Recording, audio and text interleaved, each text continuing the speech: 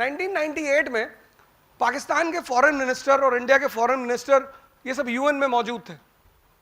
तो पाकिस्तान ने एक मुद्दा उठाया जो शुरू से आज़ादी से उसका मुद्दा ही है कि कश्मीर हमारा है।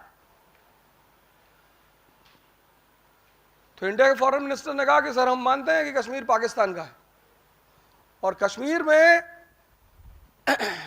बहुत पहले जब ऋषि कश्यप हुआ करते थे एंशिएंट पीरियड में, तो वो डल झील पे नहा रहे थे और ये पाकिस्तानी उनका कपड़ा उठा के भाग गए।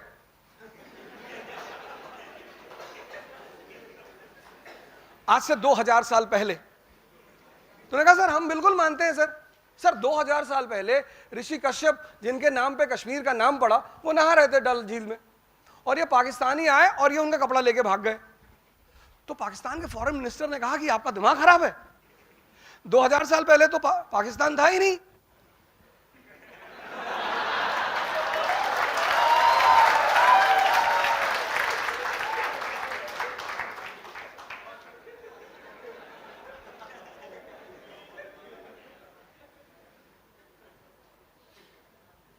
बोले 2000 साल पहले पाकिस्तान था ही नहीं।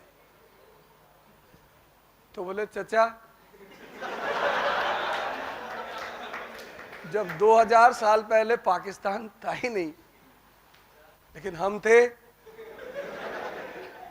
तो तुम किस बेसिस पे कश्मीर पे क्लेम करते हो? This is the requirement of bureaucracy, wisdom.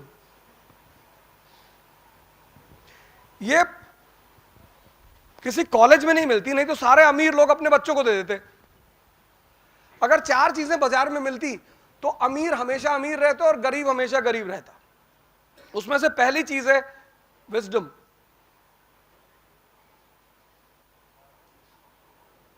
दूसरी चीज है डेयरनेस, अंबेडकर जैसी डेयरनेस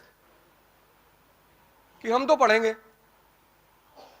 कोई कुछ भी करे, हॉल में बैठने दे ना बैठने दे फिर भी पढ़ेंगे। तीसरी चीज है कॉन्फिडेंस। मिसबाहुल हक जैसा नहीं,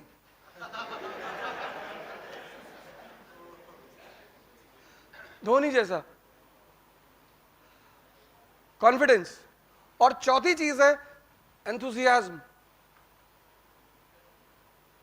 ये 4 चीजें हैं, और अगर ये 4 चीजें आपके पास हैं और जिनके पास एक भी रही उसकी कोई ना कोई पोजीशन दुनिया में जरूर रही, और जिसके पास चारों रही उन्होंने तो उंगली उठाई और आसमान। जिनके पास 4, और ये 4 चीजें ना तो किसी स्कूल में मिलती हैं, ना किसी कॉलेज में मिलती हैं, ना किसी यूनिवर्सिटी में मिलती हैं, और ना किसी मॉल में मिलती हैं।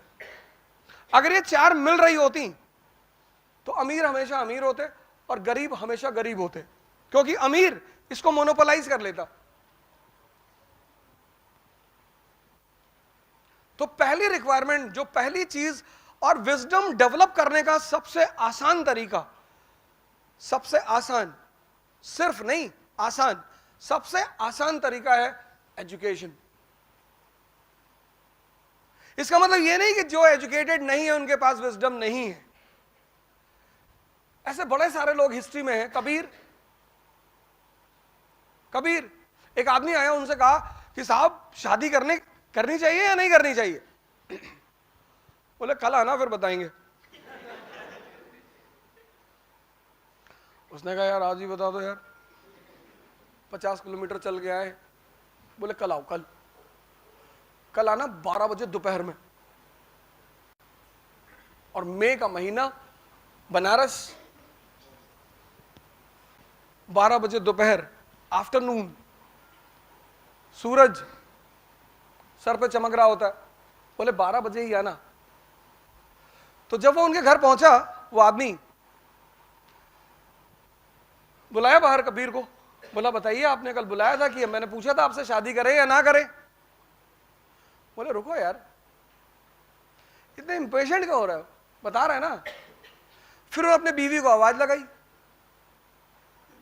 उनकी बीवी का नाम था लोई, जिसपे पंजाब में एक बहुत बड़ा फेस्टिवल है लोहड़ी। तो उन्होंने अपनी बीवी को आवाज लगाई, अब इमेजिन करो मई की दोपहर है, सूरज चमक रहा ऊपर, और फिर उन्होंने अपनी बीवी को आवाज लगाई कि ऐसा करो, लैंप लेकर, लैंप जला के बाहर आओ,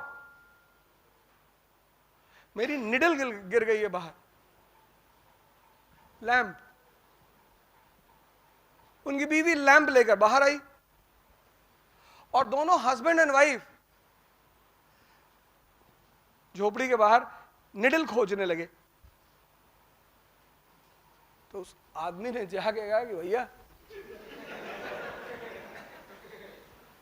बोले क्या? बोले तुम दोनों पागल हो। ये क्या कर रहे हो यार? बोले तुम समझे नहीं ना, तुम्हारा कॉमन सेंस कम है। मैं तुम्हें जवाब दे रहा था कि अगर इतना भरोसा है एक दूसरे पर तो करनी चाहिए।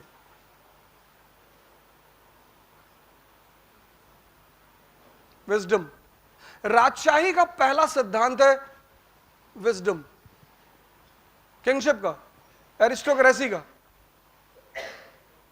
इसीलिए राजा कौन बनेगा ये स्कूल डिसाइड नहीं करेगा। हो सकता है मोदी जी से क्लास 4th में, जैसे हमारे टीचरों ने पूछा था, टीचर पूछते ही है कि बड़े होकर लोग क्या बनेंगे, तो एक रो तो पूरी इंजीनियर बन जाती है।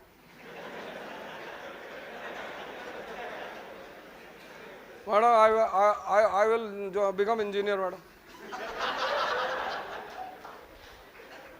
एक रो दूसरी रो होती है, वो डॉक्टर बनती है कि हम तो भैया डॉक्टर बनेंगे। एक रो को समझ में नहीं आता क्या बोले, तो बोलती I will ask my father and then tell. उसमें कोई एक आदमी कहता होगा शायद कि मैं प्रधानमंत्री बनूंगा, और उसकी टीचर उसे स्लैप कर देती होगी, your father is a auto driver and you become a prime minister, get out from the class. Wisdom. The first and the foremost requirement of aristocracy or kingship is wisdom.